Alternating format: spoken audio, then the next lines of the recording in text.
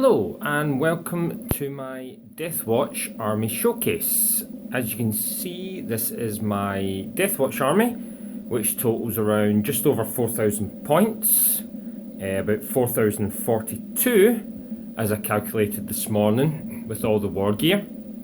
I've been collecting this since the Codex was released pretty much in, I think it was 7th edition.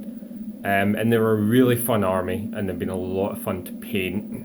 One of the things that I have done with this army, which was really work on my painting skills, trying a few new techniques with it, including some edge highlighting, which you will see on the Marines, which is something I had never used before. So here you can see sort of the army in full, and I'll go through and show you some of the units that I've been working on. So here we can see the HQ units for the army, being my Watchmaster in the middle here, who's normally fielding the force. Next to him we have a Watch Captain with a Thunder Hammer and a Storm Shield, and then Watch Captain Artemis as well. We also have a Librarian with a jump pack, and a chaplain who rarely gets used in the army, but will probably be getting used a lot more now that they have access to the litanies as well. The vast majority of the force is made up of veterans. At the front here you can see the veteran squad with the storm shields and storm bolters, which is a key part of the army. I don't have storm shields for every model in the unit, but I think 4 is about enough. These storm bolters have some really strong firepower now that they get the doctrines as well. We also have some more veterans, which contain a mixture of marine kits. So you can see one there holding an Auspex scanner, and a couple with the a few with the two-handed bolters, which were taken from other marine kits just to give a bit of variety to the army. Here we have a combat squad featuring some power weapons and some heavy thunder hammers. I haven't really been using these much in 8th edition because of the expense, but now they have dropped in points to just 2 points more on the thunder hammer. And with Shock Assault, I think you can see some real use for these in a list now.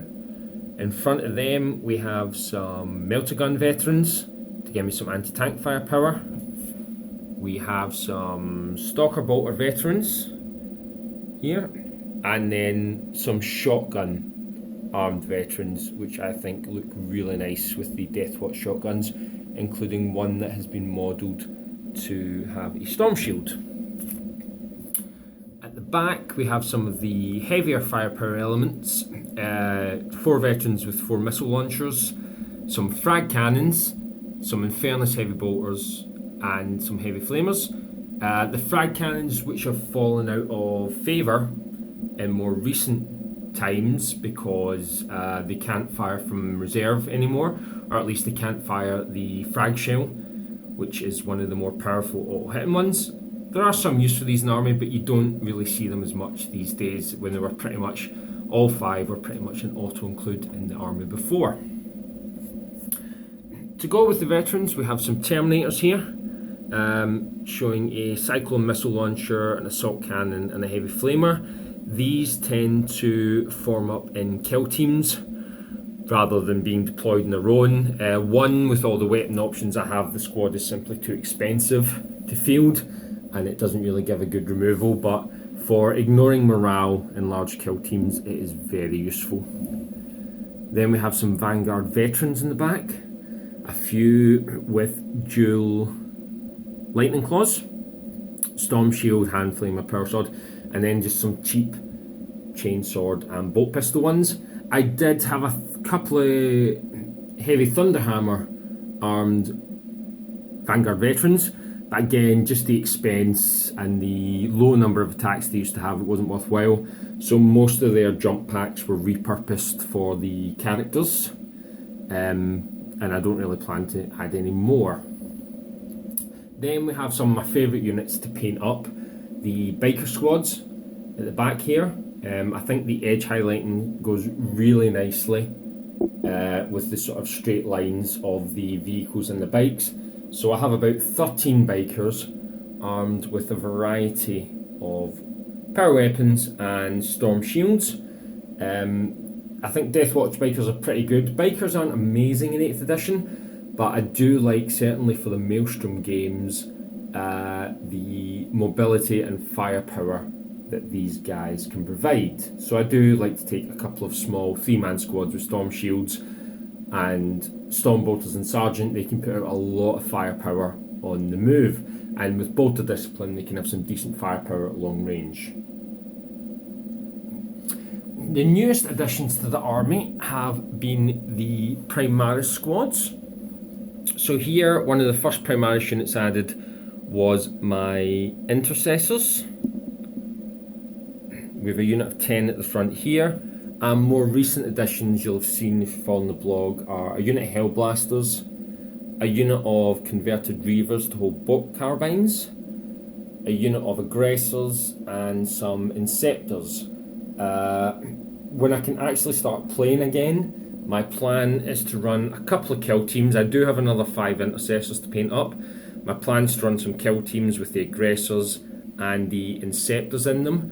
1 inceptor in each of my 2 intercessor squads, and 1 unit of 3 that can deep strike in, as I found these really useful in my White Scars army, and I think their firepower can come in useful for the Deathwatch as well, and also save me a CP on the Teleportarium.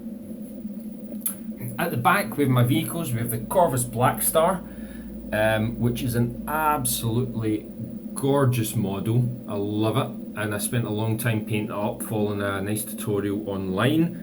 Unfortunately, it doesn't see much use on the battlefield because I don't think it's simply worth the points cost. Although with the new Big Guns Never Tire stratagem allowing it to ignore the penalty of moving and shooting, it might see a bit more use, although maybe not spending a CP each turn.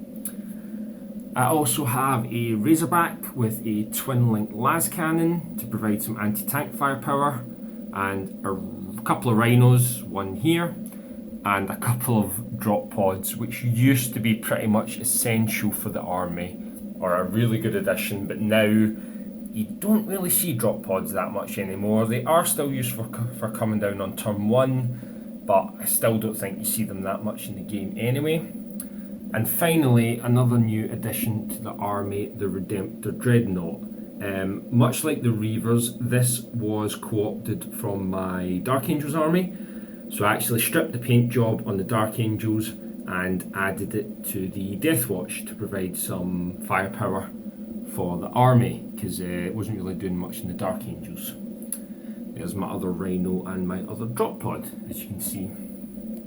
So that is the army in total. Hope you enjoy it. That you will have seen it on a couple of battle reports and some of the Winter's battle reports. You'll have seen this once featuring. It's a really fun army to play, and I even though the new rules were a little disappointing in White Dwarf, we didn't get anything new, I think that it will still be fun to play the army on the tabletop, and I'm looking forward to try and get some of these new Primaris units tried out, hopefully when we're allowed to start gaming again. So just take that is my Deathwatch.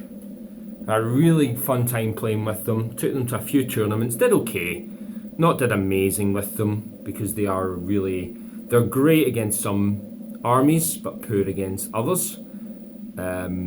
Especially I find one of their main weaknesses is against vehicles, which is why I've hopefully included some units, some Thunderhammers and heavy Thunderhammers to help mitigate that, and that's why I've got my missile launchers, my twin las cannon, and hopefully the Dread can do some damage to vehicles. But against monsters and most other foes with the special issue ammunition, they are incredibly strong.